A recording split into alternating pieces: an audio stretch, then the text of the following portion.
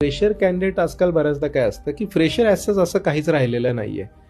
10-15 वर्षापूर्वीची गोष्ट अशी होती की एखाद्याने कम्प्युटर इंजिनिअरिंग केलं की he is a fresher in computer engineering, एखाद्याने मेकॅनिकल केलं तर फ्रेशर मेकॅनिकल, त्याच्यानंतर फ्रेशर BCA वगैरे. आजकाल कंपन्यांचं एक्सपेक्टेशन खूप बदललं आहे.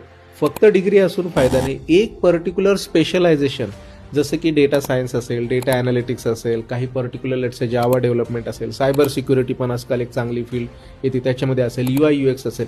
So basically you have to be a fresher master in some particular skill or specialize in some particular skill. फक्त जर तुम्ही डिग्रीच्या नावावरती जर मार्केटमध्ये टिकण्याचा विचार करताय तर फक्त इंजिनिअरिंगचे भारतामधून टाइम्स ऑफ इंडियाच्या आकडेवारीनुसार 15 लाख फक्त इंजिनियर ग्रॅज्युएटच पासआउट होत आहेत.